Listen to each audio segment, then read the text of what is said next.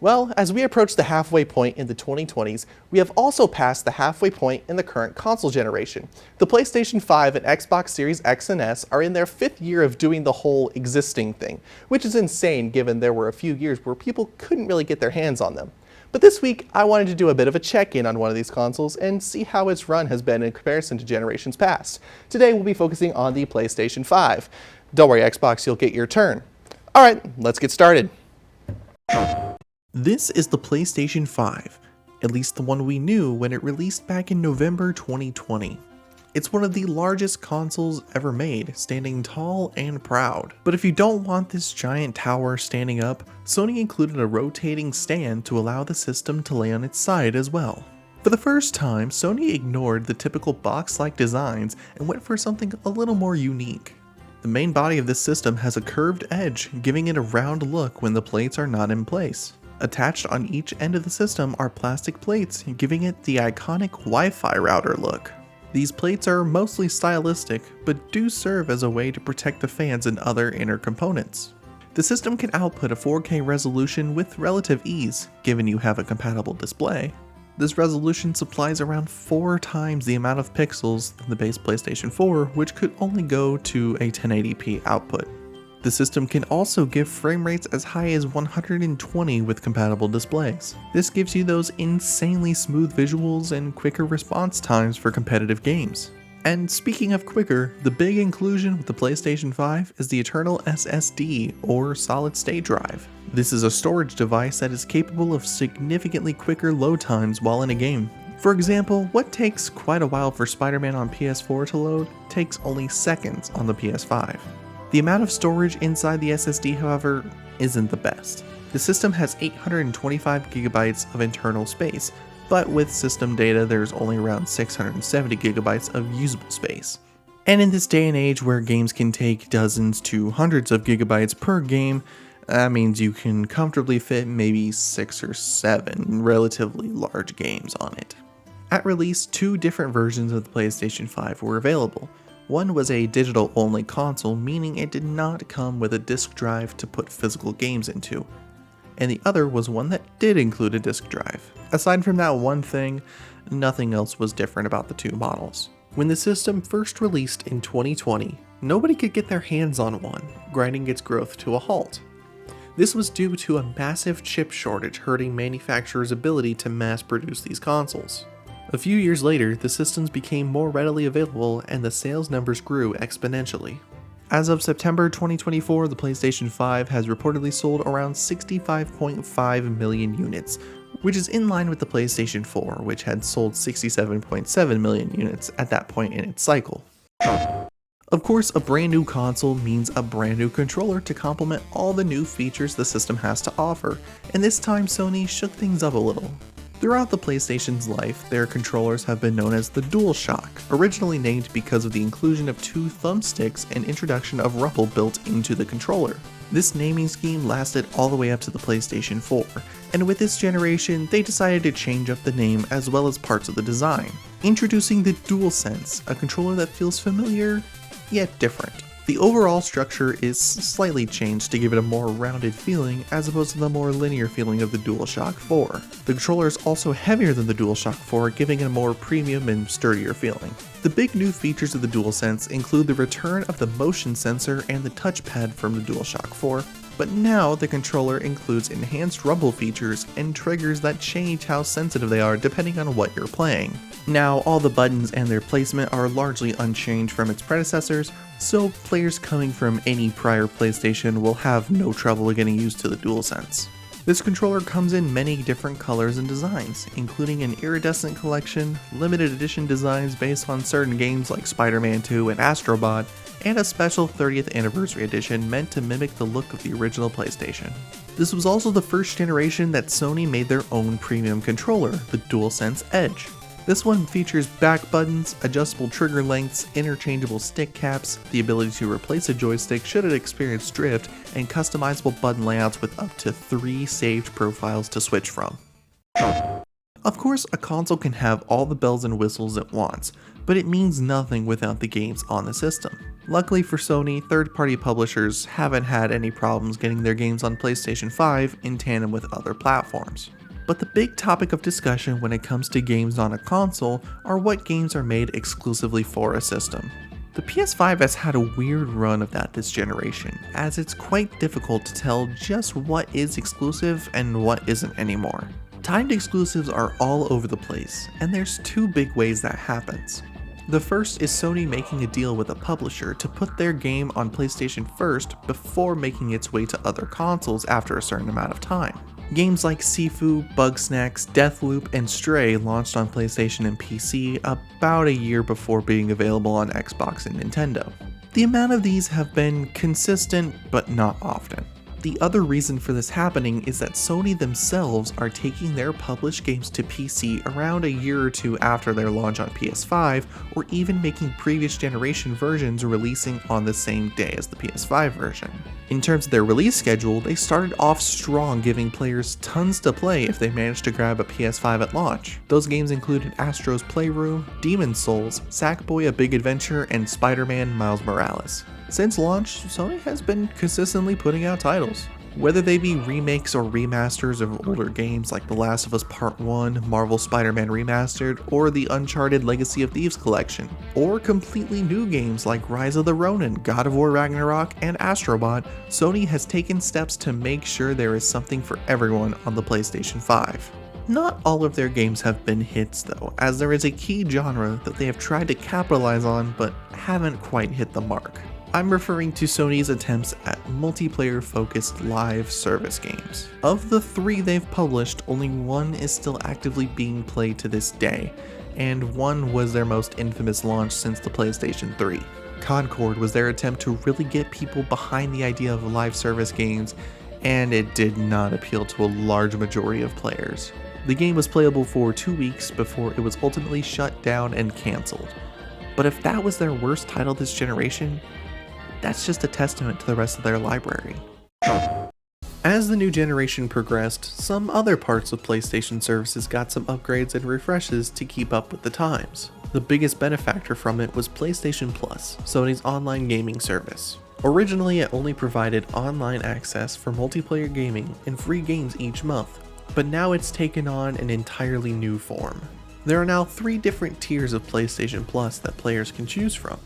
PlayStation Plus Essential offers the same kind of content as the old service, that being online access, exclusive items and discounts, and free monthly games. The middle tier, PlayStation Plus Extra, gives you all the essential benefits in addition to a catalog of PS4 and PS5 games to play as long as you have your subscription. And the highest tier, PlayStation Plus Premium, gives you all of that and a whole list of classic titles you can play on your system. Premium also gives players the ability to play select PS3 and PS5 games via cloud streaming utilizing the technology from PlayStation Now, Sony's old streaming service. This was a smart business move, as having 2 services feels a bit wasteful. In 2021, before the 2 merged, PlayStation Plus had over 47 million subscribers, while PlayStation Now only had about 3 million. Since this new service has been put in place, Sony has been consistently adding more and more games to the catalog as well as the classic titles. Seeing games from the original PlayStation, PlayStation 2, and PlayStation Portable being represented in this catalog shows Sony does take pride in their history, and they want people to play their games regardless of how old they are. PlayStation Plus is in a good spot currently, and I'm excited to see that momentum continue. Nothing is perfect the first time around, and consoles are well aware of this. Redesigns and revisions have been around since the NES, and that tradition carries through to this generation with the PlayStation 5 Slim. This redesign released in November of 2023, still releasing with 2 different versions. Both versions now include 4 side plates instead of 2, giving half the system a glossy finish. The system now comes in a smaller package, shrinking the overall build of the system, yet impressively upgrading the storage size. You now have a whole terabyte of storage here, which translates to about 840 gigabytes of usable space. Aside from the physical size difference, the big thing behind this revision was the option to add or remove a disk drive from your system whenever you want, turning a digital-only system into one that accepts physical games if you desire. The only downside of it is you'd have to purchase the disk drive separately for an additional $80. The slim models also did not include the stand from the original model, as you now have little stands to lay the console on its side. If you wanted to stand it up, Sony had a new vertical stand also sold separately for $30. This model of PlayStation 5 systems quickly became the new standard model you can find in retail, and the original larger model got phased out. Console generations are nothing without fun little accessories that make your gaming experiences on a system better, and Sony put out 2 of those in 2023. The smaller of the 2 is the PlayStation Portal. Released in November 2023 for $200, the Portal is a handheld device used for the sole purpose of remote play. Using a solid Wi-Fi connection, you can mirror what happens on your PS5 to the Portal and use the device like a typical handheld. What sets this apart from other remote play devices like the Backbone is the usage of the DualSense's functionalities. It's all here, from the motion sensors to the rumble and adaptive triggers. Unfortunately, there is no actual hardware in this thing aside from what it needs to have its own operating system and the ability to pair to your PS5, meaning without a good connection this thing is practically useless. If you do have good internet, however, the PlayStation Portal is another way to experience the games you enjoy. Now, if you don't have a PS5 and are interested in just this device, there is now a way to stream select games straight from the Portal. All you need is a PlayStation Plus subscription and a solid internet connection. The other main accessory to the PS5 is the PlayStation VR 2. Sony has tried their hand at virtual reality with the PSVR add-on for the PS4, and let's just say there was nowhere to go but up. It was a fine headset, but there were way too many steps needed to set the thing up and too many extra pieces needed to make the thing work right. Luckily, the PSVR 2 improves on everything the PSVR did. All it takes to set up is a single cable plugged into your system and you're good to start playing your games. Everything about the PSVR 2 is streamlined and made easy to use, so even a VR beginner like myself can just focus on playing games instead of making sure my movements can be read on a camera. And just like the original PSVR, there are select PS5 games that have PSVR 2 compatibility, including Gran Turismo 7 and No Man's Sky. There are also completely new experiences for the device, such as Horizon Call of the Mountain. And all of these games are easy to play thanks to the VR Sense controllers, which are a great addition to the lineup. The only thing bogging this add-on down is the price. At retail, this costs you $550, which is more than the entire PS5 system. That means if you wanted a PSVR 2, your cost of entry is over $1,100, not including any games you may want for the thing. At that price, there was a lot of hesitancy from customers, myself included. But if VR is something you're serious about, PSVR 2 is a great way to experience virtual reality. Mid-gen refreshes are a somewhat new concept, giving systems a hardware boost on top of the redesigns. The PS4 had one in the form of the PS4 Pro, giving players the ability to play select enhanced games in 4K for the first time. It ended up performing relatively well, being around 12% of total PS4 systems sold throughout its life cycle. So for the PS5, it makes sense that they'd want to replicate that success. In September 2024, Sony officially unveiled the PlayStation 5 Pro, set to release in November of that year. It seemed like the biggest issue with PS5 users was having to choose between higher graphics setting or higher frame rates, so the PS5 Pro aimed to give players the best of both worlds. This would be done with an enhanced GPU, advanced ray tracing, and the use of an AI upscaler called PlayStation Spectral Super Resolution, or PSSR. At launch, there were over 50 games with an enhanced version on the PS5, and the results have been hit or miss. Some games streamlined the graphics setting, offering specific versions for Pro models and adding some more settings on top of the ones already there, and some ended up falling flat, at least at launch. The biggest culprit was the Silent Hill 2 remake, as the PSSR ended up being overused in certain areas, causing the game to look rough. This has been fixed, but it wasn't a good look for the most powerful console on the market. Conversely, the best example of the PS5 Pro working its magic was Final Fantasy VII Rebirth. Initially, there were 2 modes, one giving higher graphics setting and one giving higher performance settings. But now with this enhancement, there is a third option called Versatility. At times, it looks even better than the graphic mode. and it runs at a smooth 60 frames per second. Square Enix showed that with the right optimization, any game can look incredible on this system. And if you're worried about having the space for all these enhanced games, you're in luck. The PS5 Pro now has 2 terabytes of space, translating to about 1.9 terabytes of usable space. PS5 Pro did not, however, include a disk drive with the system, meaning if you wanted to take advantage of the enhancements and you only have physical games, you would have to buy a disk drive separately. And shockingly, the PS5 Pro is sold at retail value for $700, meaning now the PSVR 2 is no longer the most expensive part of the PS5 ecosystem. It's an interesting little system, but that price tag is hefty for something that won't look that much different to anyone who isn't actively looking for differences. Hopefully more enhanced games get released that make this thing seem more important. It's the question that never gets answered.